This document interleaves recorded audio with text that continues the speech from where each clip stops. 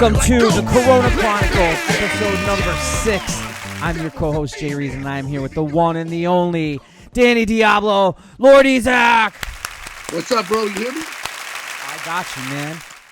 Yeah. Yo, so E, last week we had a really good time, man, with Hoya and Stress. Dude, I was... I better sing on that record. That's all I have to say. And the new Madball record. His new project. Shout out True Union. Yo, I was editing that episode, and I was fucking cracking up so hard just listening. So I hope everybody enjoyed the episodes. We've been, giving you guys weekly content here while we're home. It's been a lot of fun. E and I have been showcasing new talent, some upcomers, some of our old friends, just everybody in general, trying to get some inspiration for everybody who's out and home working on shit while they're in the quarantine. So E, since last week, man, you know the drill. What have you been working on, man? What's going on? What's good? Working on. I talked to. Well, actually, shout out that shirt. What shirt is that? Because that's an awesome. That shirt's cool as fuck. What is that?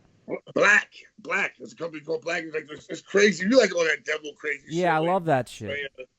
Shit's dope. That's dope. That's dope. That's dope as fuck. I want to give a shout out to my people at Black Flies. Yo, shout out Black Flies. Black Flies sunglasses. They give me sunglasses since I moved to California. And always when I go on tour, they hook me up with hopeless clothes. Shout out to Black Flies. Love Black Flies sunglasses. They're real people, and they've been doing it since back then. They're still together. They haven't changed. They've been one of your your sponsors for a really long time, right? Then Tribal have been like original. Joker, famous for shout out to Travis Barker. Yeah, shout out famous Bobby, Joker. Shout out to Bobby Tribal. You know what I mean? Yeah, that's awesome, man. Shout out to Esteban Oreo. Hell yeah! Episode number. You got to go back and watch the Esteban episode. Yeah. It's funny. I watched it after his Netflix special came on, and it was just so cool to see that, and then that we got to share a moment with him, and that he came by the show, and so it was fucking cool. Yo, E, what have you been rocking this week? Any new music or anything, man? Yes. I want to say shout out to Jimmy Gestapo. Oh, shout out to my favorite. I love Jimmy G, man. The best front man in the world. Period. Jimmy Gestapo. I love you. Super nice guy too. Vinny Ali and Elijah, his son. I've been working construction with them. Shout out to Vinny Ali's my boy. Awesome. Shout out to Spaghetti Park and Corona. Love you. Yo, shout out. Shout out to Triggs, rest in peace. Josh the Groom, rest in peace. Hold on. I've been listening to, watching a comedy a lot since this Corona shit. All right. And I've been laughing. I love Joey Diaz. Okay. Everything he does is so fucking crazy. Cuban. He's like Cuban. I don't know if he's a Cuban Jew, but he's Cuban. He's Jersey in New York City. And Donnell Rawlings. I mean, I love both of those motherfuckers. They're funny. No one's funny those two motherfuckers. I mean, and those two are the craziest motherfuckers, and I love them. I cry laughing. I've been listening a lot of Kevin Gates, the rapper Kevin Gates. Okay. And it's crazy. People don't bug on me, but I've been listening to a lot of Stitches lately. Oh, really? Damn, remember? I always like this music, and I got knocked his household. Love his shit's hard. I didn't even know he was still around. Oh, yeah, some dope shit, man. Also, listen to Warporn Industries, which is Everlast, Jacken, and Divine Styler. Awesome. It came out like 2-3 years ago, and everyone slept on it. And basically, the shit is basically better than anything out right now. That's awesome. All right. So, yo, it's crazy. I actually... Dude, I had a really weird, real crazy musical journey this week. So I want to give a shout out to my boy Denon Porter, Mr. Porter, from D12. Yep. So he, I just finished this video. What's up, shout out to G12? Yeah, dude, Denon's my boy. So I just finished this video for him for his new single called "The Brotherhood." Real cool little animated video. But Denon is from Detroit. So. Yeah, so that actually brought me into listening to what I've been listening to the most this week, which was fucking "Born to Land Hard" by Cold as Life. That shit, that was a great. When I was, Jeff is getting out of jail. Oh no shit. Yeah, so shout out to Jeff. Shout out Jeff. What a great record, Jeff, right, E? Oh, but the production, I was like, what the? It sounded like the Exorcist when they have their exorcism. I was like, what the fuck is this shit? Because I was doing some shit at the time. Yep. I was doing some shit at the time, And I heard that production. I was like, what is going on? That shit sounds like people like Charles Manson took acid and hung out with Exorcist. That's what it sounds like. Yeah, like and they were fucking all night and they were doing mad acid and mad fucking crystal meth. That's what that shit sounds like. Yo, it's wild too. It's funny. Like Voice of Reason played with them on Easter Sunday once in Connecticut. My mom was really disappointed that we were playing a show on. That's just fucking. Listen, that shit's so. Declaration of Independence. That shit's fucking crazy. They even do the artwork. It's just fucking crazy. Well, I was listening. Yo, that record was really weird. But here's a shout out to just Cold as Life's catalog. Like, it sucks because for some reason, Ron, the singer that passed away, he's my friend. None of those Ron Beatty, right? I think his name was. Yeah. We were cool because they played with National Front on my birthday. And that's what I'm not supposed to say. Shout out to Lord. He's like, 92. But when he died, I felt like it was like one of the first people in hardcore you meet out somewhere else. That passed away. We were really cool with the CTYC kids. Yep. So shout out to CTYC Tattoo Boys. You know what I mean? Yeah, it sucks because none of the records are on streaming. Yeah. So it's like I'll make a few phone calls. I fucking listen. Here's the thing. I think that those guys should do it themselves. Especially because they probably never got the chance to make the money for the band themselves. So they should do that shit. But you know what else is cool? Just talking about Cold as Life because again I was just this whole thing with working on a Detroit thing and Denon and listening to Cold as Life there was going to be a documentary about Cold as Life a couple of years ago that was going to be done by Richie from Wisdom and Chains. Oh, shit. I was going to say, they should probably do that, but maybe they turn it into like a podcast or something since they can't do the video shit. Because the story was really cool. Those guys got a cool history that I think a lot of people like. It's also a fucked up story. It's Maybe that's why they stopped because. You played shows with them, right? You guys. Members did, you know what I mean? You guys played shows with them, right? Scarhead. Yeah. We played shows with them. There's a whole bunch of backstories to everything. You know what I mean? But no, seriously, shout out. They always. The Detroit was always a home for me. Yep. People always feel like I a lot of crazy shit happened in Detroit with me, like the gang unit and stuff like that. But there's a lot of things people remember that Scar had played and we did in Detroit. So shout out. I just played there. It's funny because I just played there. It was like on a Tuesday night. It was like 50 kids, but still we had a good time. Yeah, that's cool. Well, like I said, man. So that's what I've been listening to, man. Fucking shout out to Born to Land Hard and fucking those records, man. Everybody should go back and. Right? They used to play like all the time. Josta would bring them up to Connecticut, so we'd see them all the time. It was pretty cool. I got like a cool long sleeve shirt that I get all these Euro people. My girl wears the one with the cop getting his head crushed. Oh no shit! Yeah, that's a good shirt. She wears it all over the spectrum. I'm like, what the fuck? And people look at her and like, I get fucking offers for the long sleeve, but I won't sell it because I just love the shirt. You know what I mean? But I get offers. Like some dude offered me $150 for the shirt. I was like, come on, man. Fuck that. I should do like Danny Diablo, like homage to Cole's Life. Like, just hate the shit. Yeah. Diablo's Den podcast is sponsored by New York Hardcore Streetwear, which is my clothing line. What you go right now, you get the T-shirt at DannyDiabloMerch.com. The New York Hardcore Streetwear. Let me see the hat. The hat is sick. Show off the hat. Hats right now. Nice. These are the hats, and the hats are now available online at GenerationRecords.BigCartel.com. GenerationRecords.BigCartel.com. Shout out to Generation Records. Shout out to Mark. I love you. Yeah, brother. Shout out Mark. Right Shout out Generation. You're online and buy my hat. The only place right now online, all over the world. We ship all over the world. GenerationRecords.BigCartel.com. If you want the original New York Hardcore hat, the original New York Hardcore hat from New York Hardcore Streetwear Hats. So we got a cool show for you tonight, right? We got two really cool guests. We're gonna tell us a little bit about this, and we're gonna get the first one in. But tell us a little bit about our first guest tonight. First guest is Sutter Kain, a.k.a. DJ Bless. He's a producer. He has a podcast. He has groups. He has his own label. And he's from Queens originally, and he does what I do, man. Basically, he's like a metalhead dude, and he's a hip hop guy, but he loves metal and loves like rap mixed together. And he does it really dope. You know what I mean? So ghetto metal, that's what he does. That's and awesome. Shit is ill. Awesome, man. Well, give us 2 seconds. A great producer too, and DJ. You know? Awesome. Well, give us two seconds, and we're gonna get him in right now. Hang on 1 second. Yeah. All right, and we're back. I want to welcome our first guest for the night. Everybody, give it up for Sutter Kain. Sutter Kain. Sutter Kain up in the place to be. You know what I'm DJ saying? Black. And I did not DJ go Black. up in here. What's popping with y'all, yo? I was making sure we on time, getting it going. You know, I gave y'all the education of CP time, but we're not on CP time. So we're on regular time, so I'm game for it. You know what I'm saying? So what's popping with y'all tonight, man? Y'all good? Yeah, man, we're good, man. Thanks for joining us tonight. So, Kain, where are you holed up right now while it looks like you're in the studio? Where are you at right now during this quarantine madness?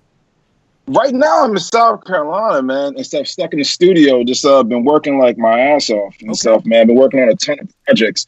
I just finished up some music for the new Halloween movie that's coming out. No And shit. stuff. They got a new That's dope, They got a new Halloween movie coming out, so I just finished that.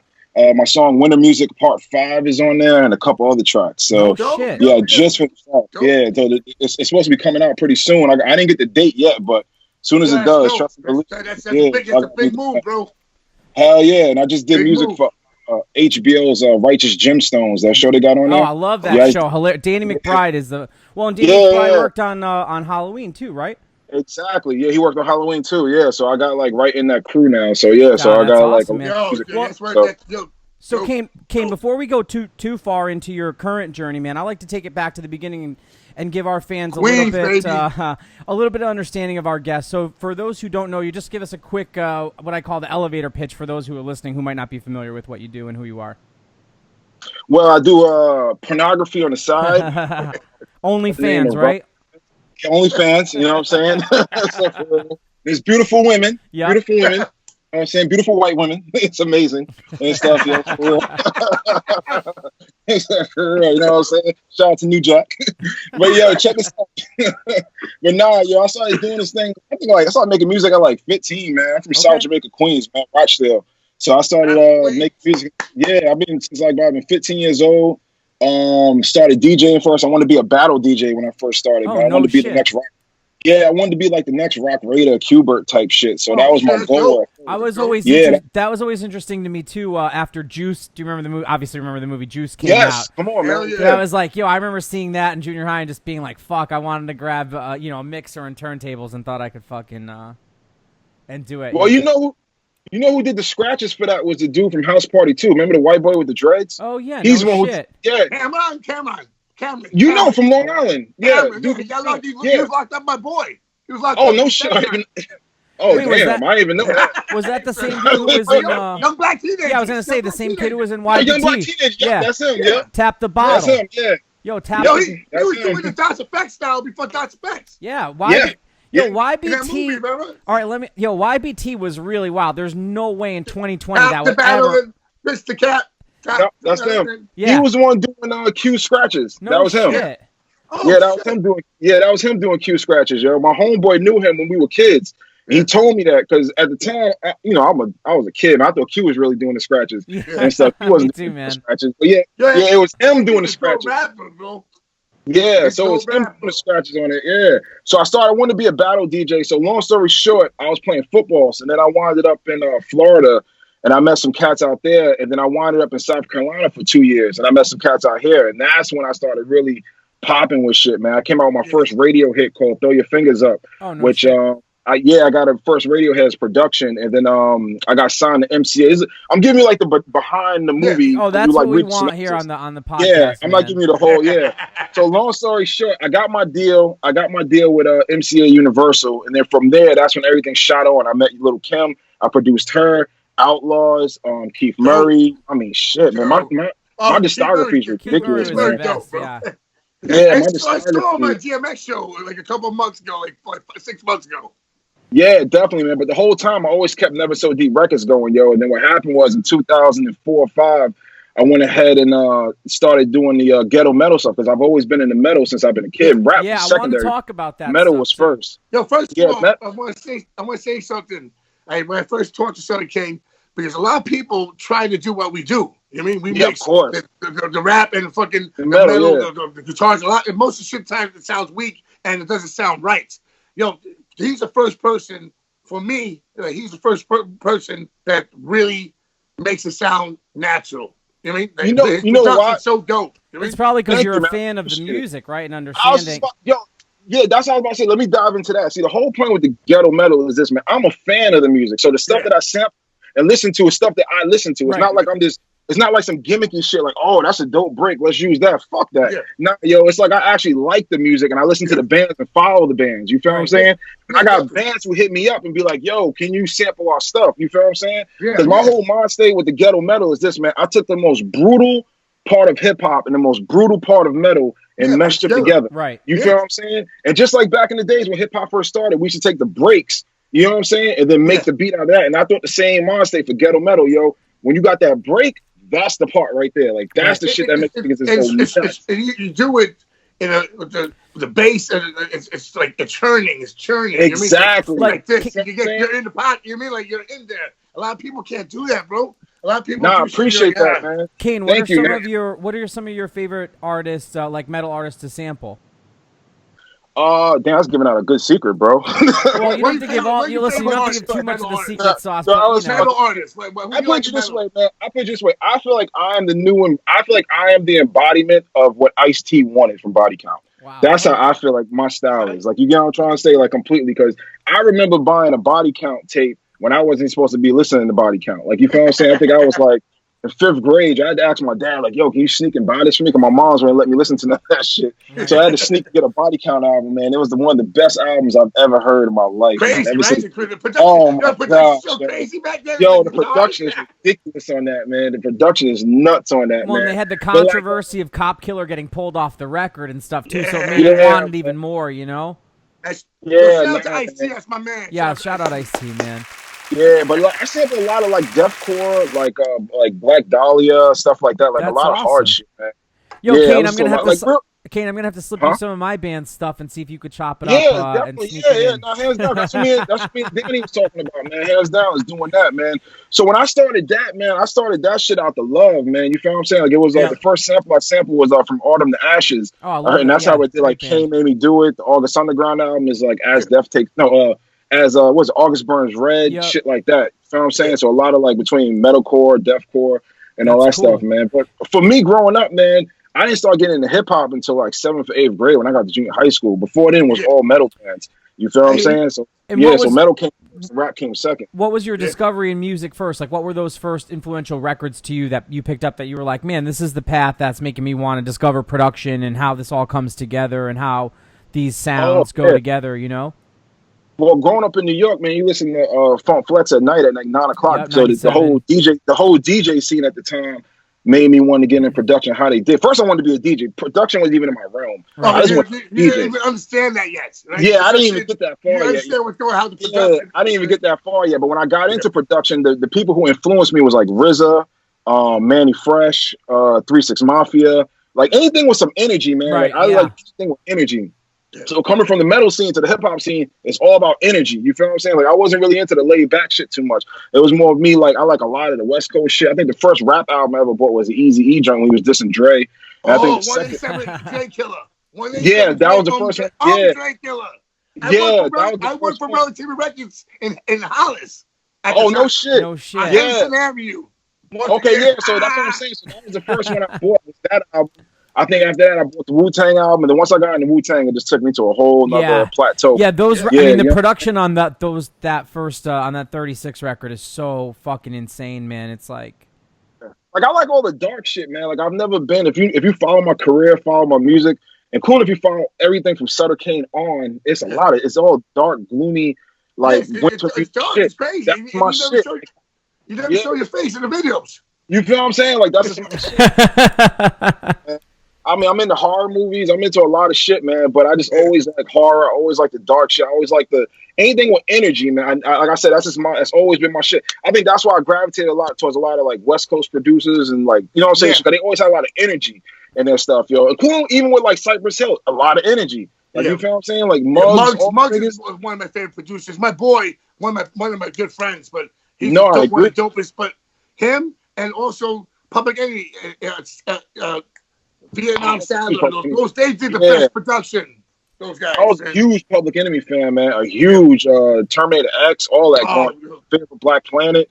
Yeah, dude. And that's before my hip hop. That's before I got into hip hop. I used to listen to that because my dad listened to it. So I used to always play it. But like, oh, that shit hard. Like I said, anything with this energy, I was game for, man. But once I got into the ghetto metal scene, that's when I started really taking my skills and critiquing it and getting it. And you feel what I'm saying? And getting it rolling from there. I had my own radio show. At 16, I had my own radio show, 100.9. You know what I'm saying? So I used to DJ on the radio. And so you gotta imagine me being in high school and being on the radio. My pussy magnet was ridiculous. Like, you know what I'm saying? So you gotta figure by the time I was 19, I had a deal and a hit record. So the pussy magnet just went up even further. Like, you know what I'm saying? And stuff for real, you know. So but yeah, so that's how. So when it comes to DJing and shit like that, man, I was more of I was a fan of the battle DJ scene, but I was definitely dope on the radio as far as cuts and blends and shit like that, yo. But I used to go to the battles and watch them, like the DMCs, all that shit. Yo. But when I got into production, I kind of left DJing to the side and just focused directly on production. And now I'm focused a lot on mixing and stuff like that, man. So yeah, man, you know what I mean? Dope.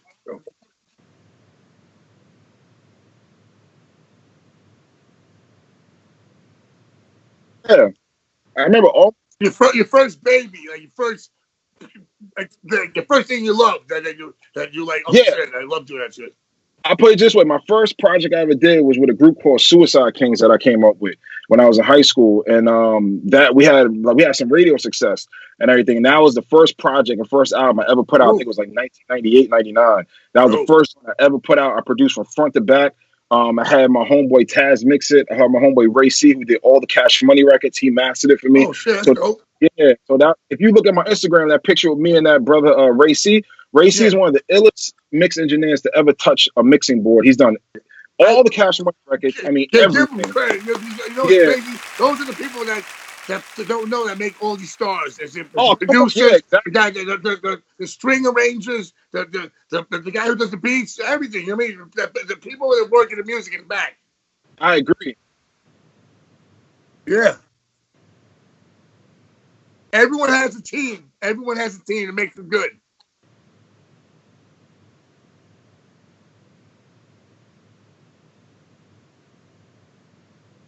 Nah. Yeah.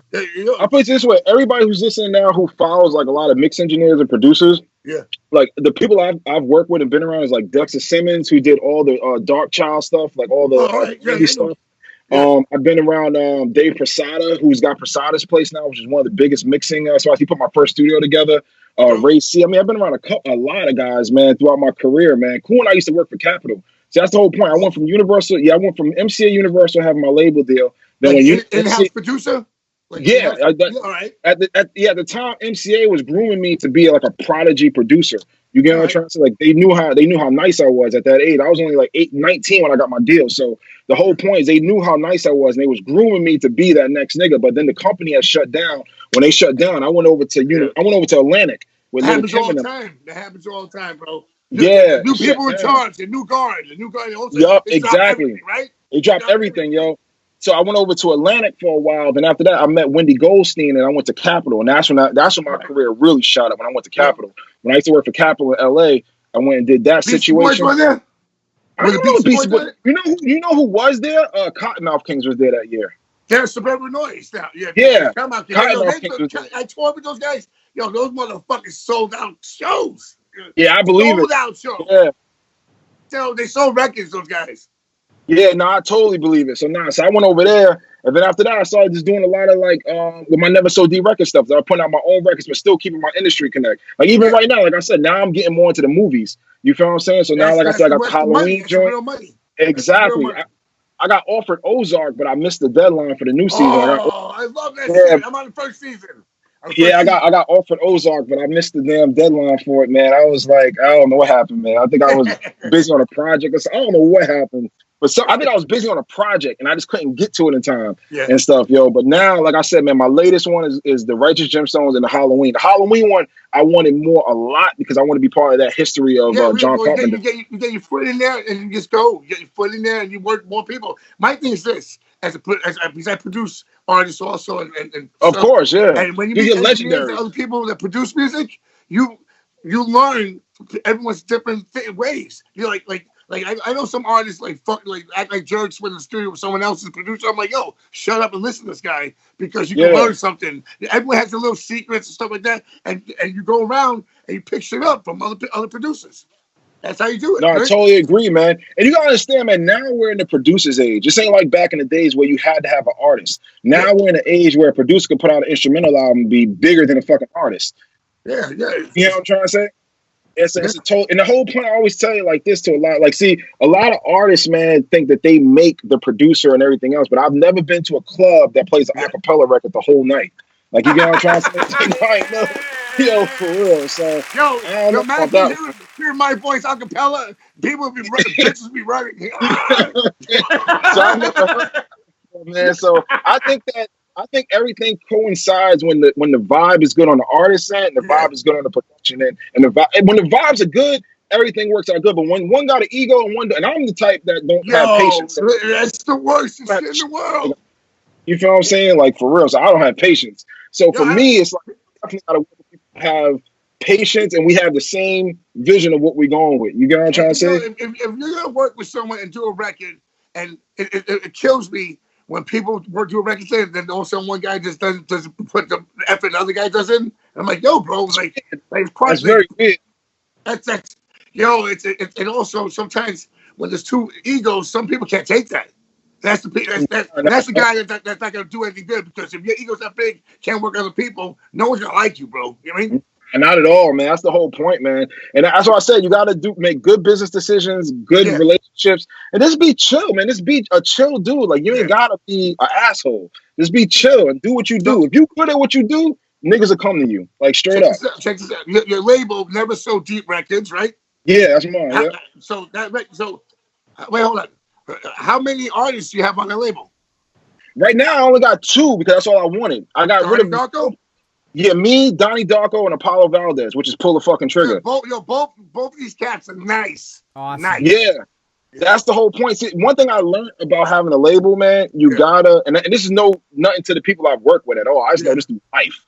I am not a babysitter. So for me, being who I am and being a star on my own label, and this is just being real, is like, we all got to work together. You get what I'm trying to say? And if I don't have the same... Pull the weights. Exactly. So I can't take you and pull you up when you ain't pulling yourself up. So for me, the guys who I work with now have the same work ethic. They chill. And we all on the same page of getting shit done.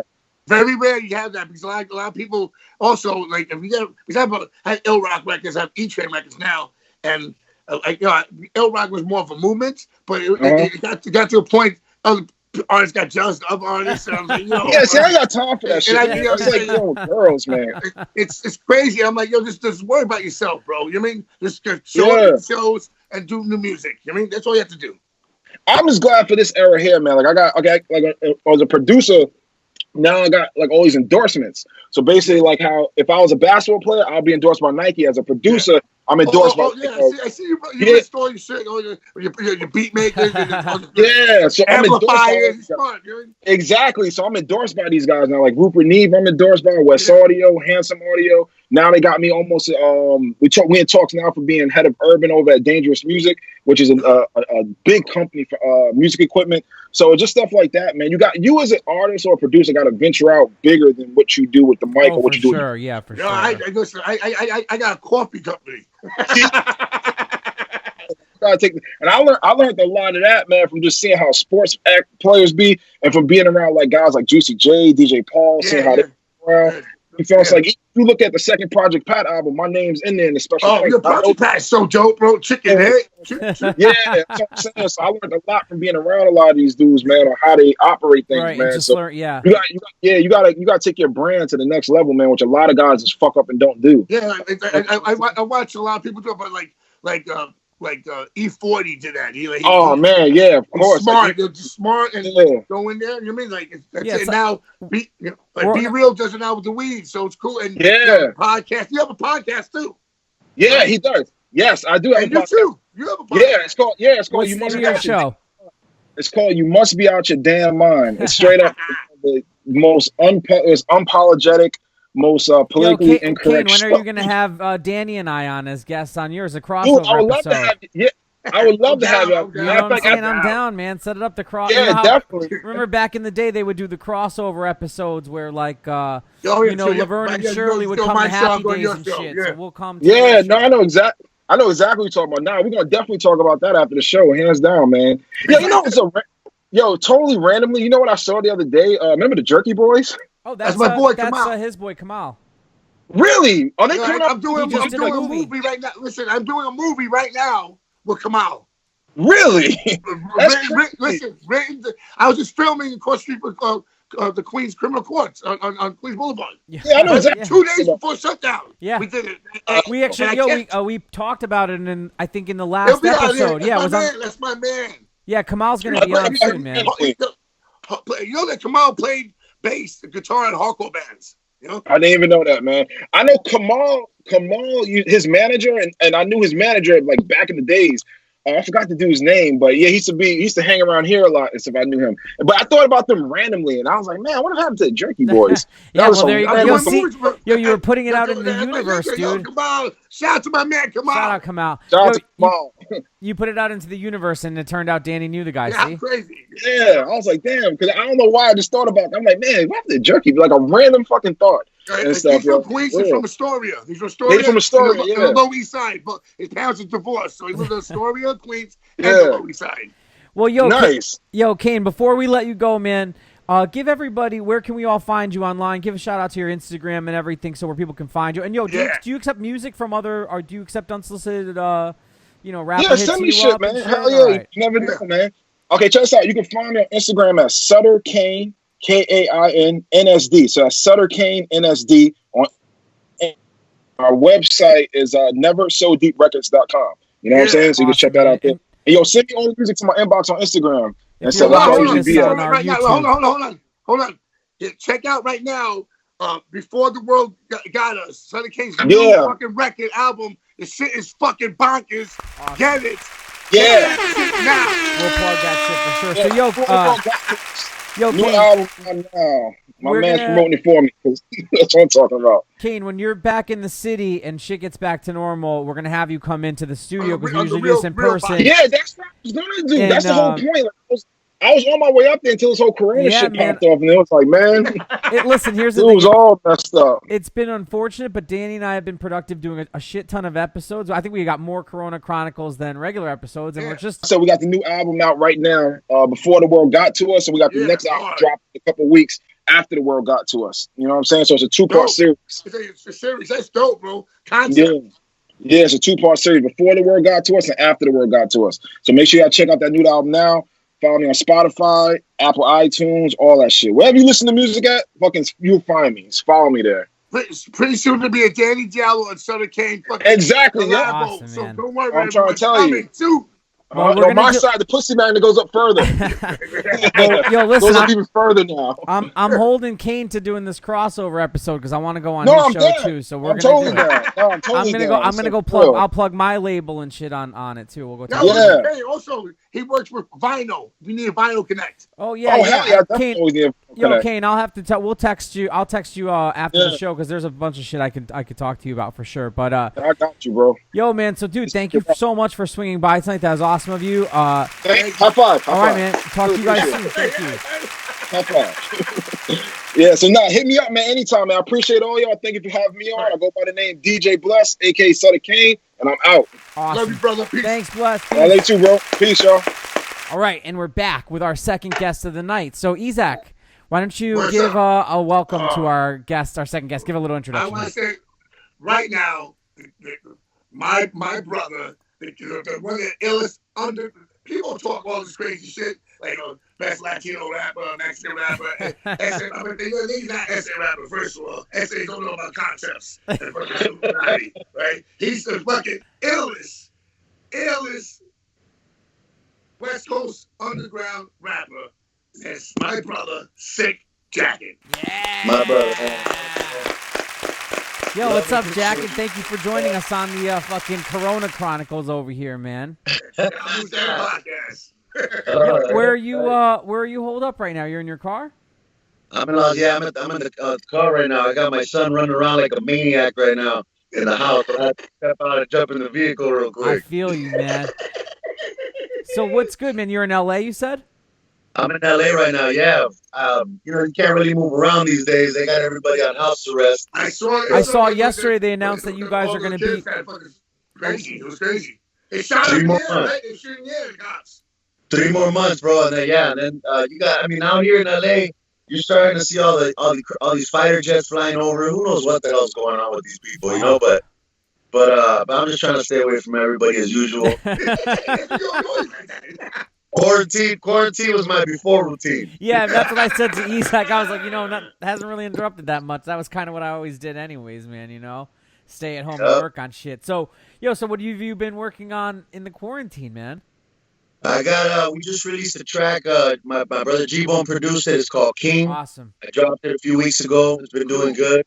We're getting a capsule ready for a drop, a little vinyl, like a 7-inch vinyl with a custom 5 adapter. Yeah, it's gonna be a dope drop. The King box. My boy Deffer's doing the artwork for it, so it's gonna be a killer piece. You know what I mean? I just been recording, man. I just wrote another song last night called Doo Wop. That's gonna be the drop after King. Lord of the Flies is in the bucket. You know what I mean? Cynic's producing that. Cynic's producing that. My man Cynic. Yeah, man. Shout out to my brother Cynic. He's on a good one right now with the beats, bro. So I see him. Tell him to get a haircut. he's gonna tell me to tell you the same thing. But I got Lord of the Flies, man. It's pretty much 85-90% done. And then G-Bone's producing my Spanish album. I got 7 songs already for that, like 7 demos. So I just been working, bro. I've been writing like crazy. Yeah, if you're not taking advantage of being home in the quarantine and working, man, it definitely something wrong, If you're a musician and not taking advantage of this time. Okay, he's always in the studio. When I first moved to LA, I moved to this fucking neighborhood, Pico Union. And he was bugging out. And I moved to that guy's neighborhood. And we became my brothers, and we toured together. We did tour Neck Row, Cycle Realm. Fucking shout out to Cycle Realm. Yes, sir. Duke. Shout out to Cynic. I had so much fun with this guy. This guy, a lot of rappers play roles. This guy doesn't play any role. He's who he is. A great father. A great man. A man of his word. And there's not that many people in the industry like that. You know what I mean? Thank you, bro. Not at all. Not at all. He's like a real person. That's why I always give that props, no matter what. I'm like, that's my man. You know what I mean? Like, this guy been in my mom's house. Right, that's right. Yo, Jacken. So let's take it back to the beginning, man. How did you get into music? Was it like, did you always want to be a musician? Or? Nah, man. I was always a good writer. I had the gift of writing. I didn't learn English till I got into school. I'm an ESL kid. So, he went to school with Leonardo DiCaprio. No shit. I went to laces with DiCaprio and a bunch of other actors, man. George Foreman's daughter. No shit. I was part of the affirmative action Mexican plan. You know But my boy Jonjo, man, me and this fool were in diapers together. So we were in the b-boy like breakdancing when that shit swept through the neighborhood. And then one day he just pulls out a rap. He brought a record of some dude from Miami rapping in Spanish. Oh no shit! Like two like Rico Suave? Nah. No Gerardo over here. And you know what, man? He pulled this a Spanish rap out of his pocket. We were like 13. Yeah. And he kicked it, and I was amazed, bro. I was like, holy shit, like we could do this. And we both songs together. By the time we were 14, we were already doing shows. Duke was getting a show. We started doing college shows. And then B-Real signed, like he saw us performing the summer that I graduated high school, signed us to a production company, and the rest is history, 97, he put that record out, fucking, was it Atlantic? It was Ruff House. Ruff House, under what? It was Ruff House, Columbia, Sony. Columbia. Yo, that's crazy, man. Lisa Rowe. Yep. Yo, Jacken, so what was that like, man? Not, like as being a kid, and then all of a sudden, like you just said, it's like you weren't picturing yourself being a musician. Then here you are on like a fucking major, major label with Cypress Hill and shit. I mean, dude, that must have been crazy, right? Especially at that age, dude. I mean, like 97. I mean, those are the fucking top years and all that shit of major label stuff.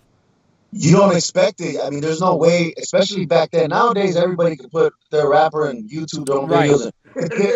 Yeah. There's no filter now. Unfortunately, back then you needed someone's checkbook. It's true. To actually shit out and be heard, you know. So, man, it was a blessing. To me, I couldn't do a book report in front of my classroom. You know what I'm saying? And then to be on stage, rocking shows at 14 was a trip. But it was something that I never questioned. It almost felt like a destiny. You know what I mean? Like I'm supposed to be doing this, and I never questioned it. I never thought about it. I still don't. I just kind of just keep going with it. Natural progression. Well, yeah, that's it. You know, it's cool that you got your start so young too, at 14, because those are kind of like formative years. So it's like, it's cool to see that you started doing that then, and then like to present day, like you are still doing music and doing that, and you took it so far. You know, like that must make you feel so accomplished.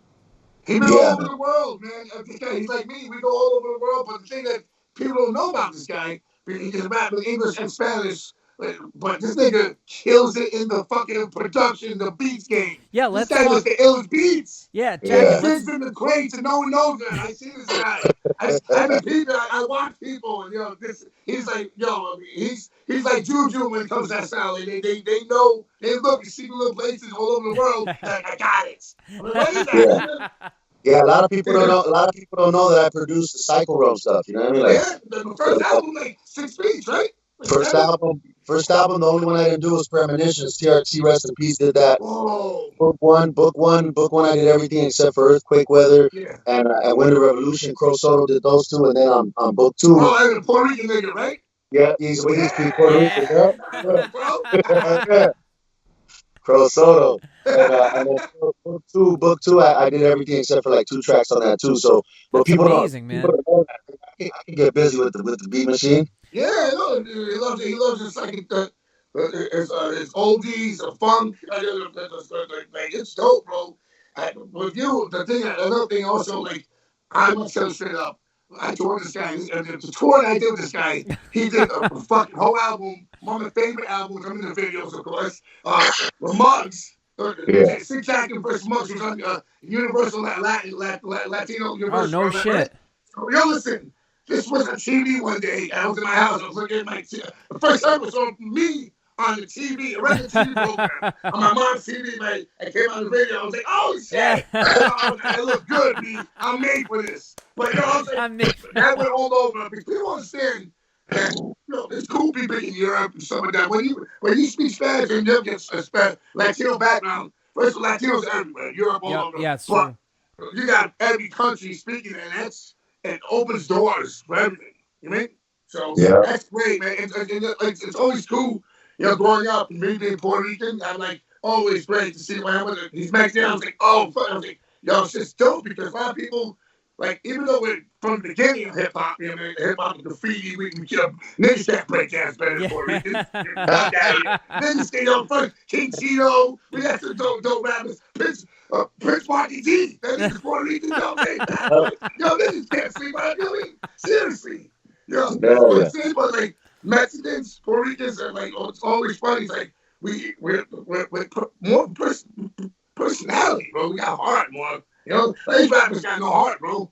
It's sad, man. I see these dudes make money, people are haters, and Jacken never hated anybody, man.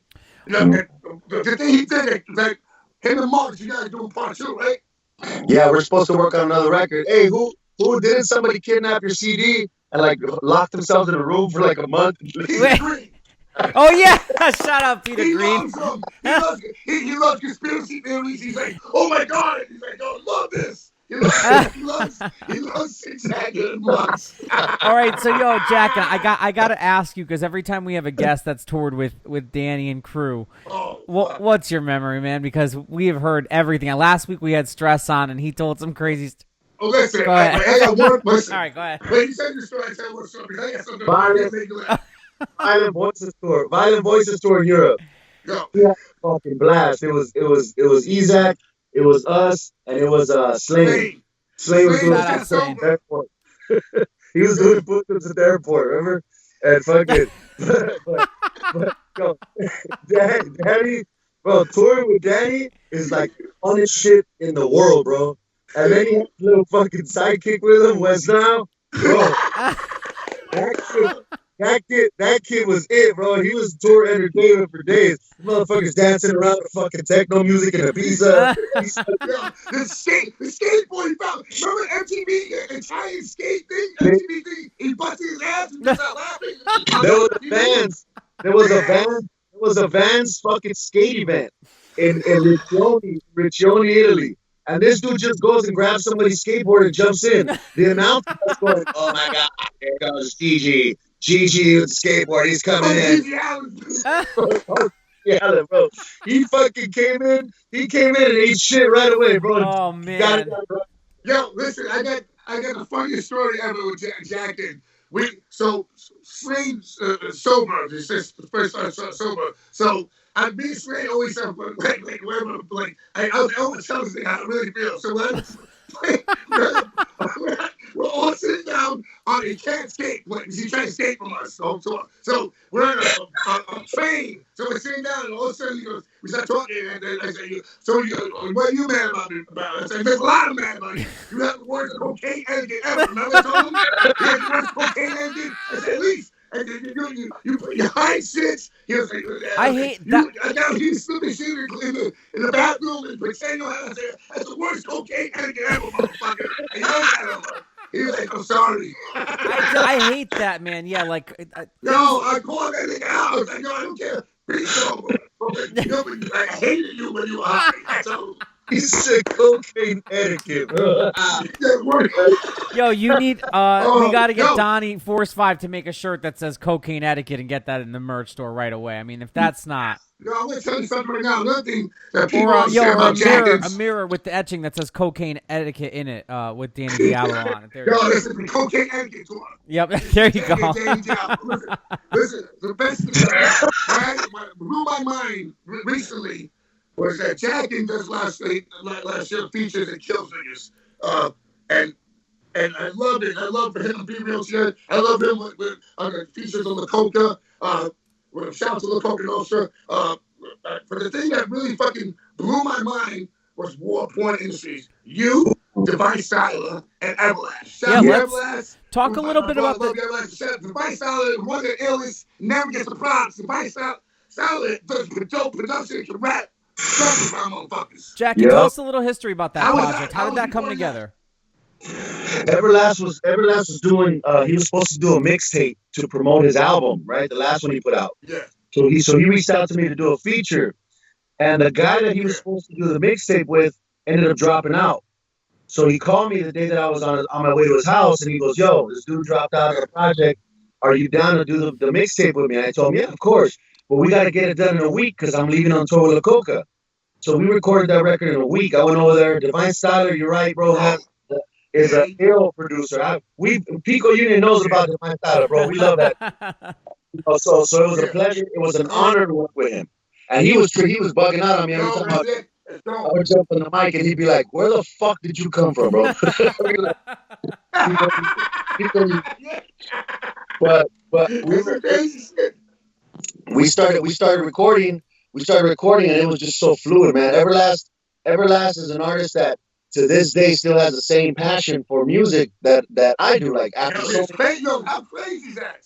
How crazy is the way like he's still killing it. Yo, Warporn, you made him step up another level, bro. He was killing before with the Coca, but you made him step up a level that people better watch out. You know? I was dropping bars on that Warporn shit. Yo, you were killing it. You were killing everyone. I was like, I was bugging the fuck out on what's it called? Hold on. Can you see me? Can you see me? No. We just lost you. Hold on. Yeah, I was killing. I was bugging out the way you were just. And those videos, it was like you were in a fucking old warehouse and a drone and fucking. I was like, what the fuck's going on? I smoke mad weed and watch that shit. That album was fun to record, man. It was an honor and a pleasure working with Divine, always with Everlast, and then I got to tour with them when they did the House of Pain anniversary tour. I went out there for the UK run because they were in Vans, and I ended up staying for like a month or two with him. No And shit. even being on the stage with Everlast, man, it's like I said, the man still has passion for this shit. So it's dope to have that energy on stage with you, because that's how I still feel about this. You know what I mean? So it's the shows were dope, man, and he's a great performer, and and he exposed me to huge audiences, bro. Like, House of Pain is House of Pain. You know what I mean? Oh yeah, man. I was saying that everyone does know that the caliber of MC that Sick Jacken is so fucking ill. Like I see this guy just kill it, and every time I see him new stuff, I'd be like, "What the fuck is this film?" He'd be like in fucking South America, and be doing he's just rhyming a whole bunch of Latin rappers. I'm like, "Who the fuck?" I'll be like, "Yo, this nigga is ill." You know what I mean? It's crazy because you go places, you go to Ecuador or something like Honduras, and some ill nigga there can spit. It's like crazy, right? I bug out. You know what I mean? Yeah, I bug out. Like, I'll bug out when I go like I go to like a Spanish country, Spanish speaking country, Portugal, Spain, whatever. But I remember one time I was in Spain and I was getting Chinese food, but a Chinese nigga was in there spitting like rapping Spanish. I was like, what the fuck is going on? I was like, yo, the drugs are good here, but what the fuck am I stupid mind? It's like, yo, that's what it is. That's how people look at me. They see me, they're like, what the fuck is that? You mean like, whoa, they're bug out. You mean like people bug out? You mean like it's much cool music that me and Jack became, family's my son. His son was like, oh, it's so amazing that through music I met a genuine, beautiful person, no homo, and a good heart, good heart motherfucker. And I consider my brother. I consider Jacken and Muggs two guys that we don't even talk about music. I mean, hey, want to do a song? We talk about life. And if anything happened, I could say, Jacken called me, there's a problem. I would be like, I'm dead. You mean? Yep. Say to Muggs, I'm dead. That's awesome. Because these guys are real people. You mean? We talk shit. It's just funny shit, man. We love each other. Okay? Yeah, I Good love guys. you, bro. I love and appreciate you, brother. Love and appreciate your brother. And it is hard to find not genuine people, not just in the industry, but in the world these days. No, agreed, man. I know a lot of people try to use you to get someplace, and I see that. I see the same thing with me. You mean it's crazy. You mean it's like crazy, but then I guess me and you listen. We're known in the underground. You mean? Yeah, both of us, our music and genres and rapping and fucking hardcore. Like I go all over the world. It's like, but it's funny when people ask me they see us together. Like, how the fuck do they know each other? Well, one of the most important parts of our show too is highlighting things and artists like Jacken and letting people know, like we were just saying, like so much work goes into putting a song out for somebody or producing something, and it's like a lot of times no one knows that he's been his own shit out for years, bro. For years. So it's cool, and that's what we like to do on the Diablos and Chronicles is showcase all the stuff going on. So, Jack, I wanted to talk really quick too about did you guys have any tour plans and stuff? Obviously, were you affected by this whole COVID thing? Like, did you guys have some touring plans? You must have had some crazy shit planned, huh? We have a yearly festival that we do out here called Psycho de Mayo. Yep. It's based around Cinco de Mayo, right? Oh, no shit. So that got postponed and pushed back. Now they're saying we got no shows the rest of the year. So, all the touring, we're getting ready to drop Lord of the Flies. And it's like you drop an album and you want to be able to tour it. Now we got to sit down and kind of discuss, do we want to still drop the album now? Because then by next year when we're touring, the album's gonna be done, and we're gonna, people are gonna be dropping new shit. So You know what you should do? Video for every song in that record. To put them out every 2 weeks. That's it. That's a good idea. Yeah, that's a really good idea. 3 weeks, a month. You put out one video, two videos a month, and keep them hungry and keep it. Go. Then tour, boom. And then by then you put them all out on a vinyl at the end of it, and just in time for the tour or something. Spread it out. Yeah. Exactly. What I'm doing right now is I'm doing some one-offs. I probably from now till about fall doing one-offs, and then me and Cynic are gonna start dropping Lord of the Flies, roll it out with some videos, and then the Spanish album I kind of wanted to do that. Isaac, I wanted to do for the Spanish album. I want to do a video, drop a video and a song every month, right, for the year. So the 12 songs, that's the album, because nowadays the attention span's so short that if you drop a single or an album, the it's true. buzz is gonna last the same. So you don't want to give it all away too quickly. So what me and G-Bone are planning on doing is as of right now, we're gonna roll out a video and a song a month, and then mid-year, in the middle of the drop, we're gonna drop the vinyl and the CD. So if you want to hear the album before the year's up, you could buy the album, and then the other 6 months we'll have dropped the other dope. 6 videos. Yeah, and you listen, Jack taught me a lot about the merch game, you know, because I live off of merch. Merch is the most. In Europe, like when we toured Europe, I was so happy because we got to do that too again, part two. We would bet each other like who gets noticed the most. Remember? we were killing Slade. We're like, because I was like, Europe, they were going crazy for us, man. We had the best time in the world. That's awesome. But the merch game is very important, and also to put out your own shit. You know what I mean? So he does he does everything in a very hardcore punk rock way. So it's amazing. Yeah, merch is important, man, for us. Nobody's buying music anymore, so the merch is a great revenue stream. Right now, for some reason, online sales are up for everybody. I think people are probably bored on the couch, and we appreciate the support because we live off of this, right? Yep. So the continued support is greatly appreciated. But merch, man, we learned it back in the beginning from when we toured with ICP. Yeah. Yes. Tech I learned from them. Like a lot of people got game from those dudes. Their whole setup is incredible, bro. Yeah, I mean they're a machine, dude. They're a merch machine. They bring the trucks, printing them. Yep. They're putting merch on the trucks. Yeah, exactly. They have like a whole mall, bro. Their merch booth is a mall. You know what I mean? And they got on that tour. We called Tokes. We called Toki, and we're like, Tokes, get the album cover, put on a shirt. Get the Stone Garden fucking single cover, put on a shirt. Send it to us. Send us a box. We're selling through that shit like crazy. That's sick. You know what I mean? Like our logo, the guys, our merch sells really good on tour. So we picked up game from those dudes, and I'm grateful, man, because that's a lot of rappers don't do merch, and they leave a lot. It's just leaving money on the table. Wait, hold on.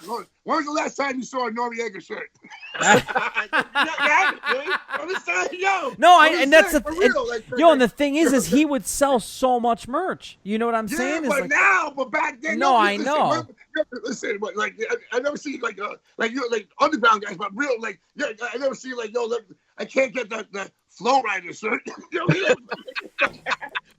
what I mean? Like, the fuck out of here. You know what I'm talking about? But I say merch is important.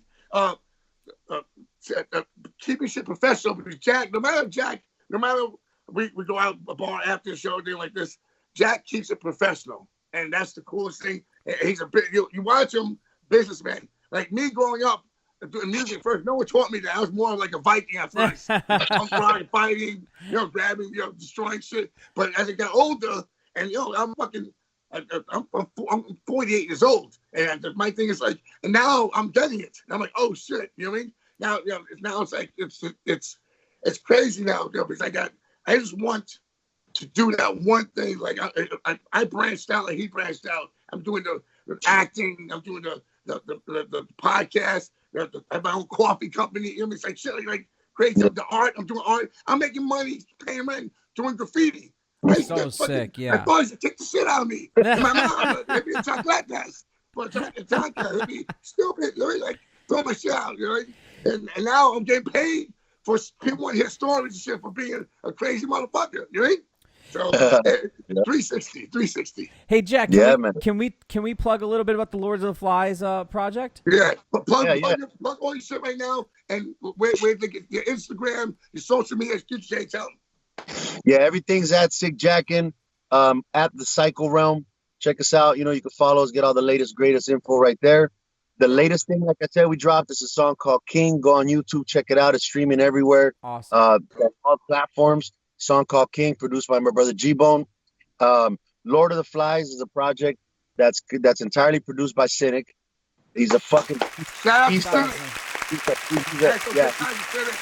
I don't know what he's smoking right now, but one of the most nicest guys in the world. Yeah, he's a beautiful kid, man. And you know what? The album is is fucking incredible, bro. I can't wait for you guys to I'm hear it. stoked to hear it. People are gonna fucking wonder what I'm doing. Like, you know, I still love this shit. Like, I love it now more than ever. So I'm so tuned in that, you know, and I'm exploring music now so much that I have all the space now, you know, where there's no ball and chain, there's no box, there's no limit for me. So I'm exploring music, so I'm having fun with it again. And the shit that I'm writing right now and recording is some of the best shit. Like, I'm the type of artist that is never gonna peak. You know what I'm saying? Yeah, you're there. You're there. Yep. You're always never gonna peak. Never gonna peak. I'm never gonna write my best song. I'm never gonna record my big. Your shit is always like at that level of genius and fucking production, and that's, I understand it. And I know that you really. There's some artists that just like, go crazy, do something. You're like, nah, I'm working. This is me. I was like, whatever. Me, Puerto Rican might like do 8 balls. You put the shit out, nigga. We got money. You know what I mean? But you were like, you were like, no, this is my reputation. You know what I mean? So it's like, it's dope, man. It's dope that you're still on that level. I know that you put this. It's like Slayer. When you put a record out, you know it's just gonna be dope. Yep. It's just gonna be dope no matter what. Everybody knows that about us, man. And whenever we drop something, from the fucking artwork to the production to the arrangement to the everything's on point. You know what I mean? Because we care about what we do, and we also, you know, there's a certain level of integrity and a certain level that we like to keep our music at. So, you know, as it'll never go backwards, it'll always keep rising and keep growing. You know, so I can't wait for people to hear Lord of the Flies, bro. Man, I'm really excited. I'm excited to hear that. We're gonna have to support local artists, bro. Yeah, when it comes out and you get all the details, man, definitely let us know, because we will let all the listeners know them. So Jacken, dude, thank you so much for fucking joining us on the Corona Chronicles. Guys, that's a wrap for episode number 6. I want to thank everybody who's been subscribing to the YouTube and signing up for the email list, man. Me and Danny definitely see you, so thank you so much. Everybody who's been tuning in, emailing us. Shout out to Jacken one more time for coming on tonight. Jacken, was awesome. When you come to the city and shit gets back to normal, man, you got to join us in studio. We'll definitely do that. Don't worry, Bree. It's all good. And then, next year when your fest is on, Danny and I got to come do Diablo's Den there for you, in there, and interview everybody and shit, and we'll make a whole thing out of it. It'll be a lot of fun. Please do. Isaac needs to be backstage at Psycho the Mile. Well, for listen, sure. Jacken, we'll do a little media tent, dude. The Diablo's Den media tent. Man, I understand the microphone. Well, I'll run the shit so Danny can run around all day, but I'll stay in the booth and do the. And do the interviews. I love you, brother. Jacken, thank you so much. Shout out to our other guest, Sutter Kain. Isaac, thank you so much for joining everybody for joining us tonight. That's a wrap for episode number 6. We will catch you guys next week. Thank you. The world is mine. 1-5, baby. Rapping and trapping. Sipping,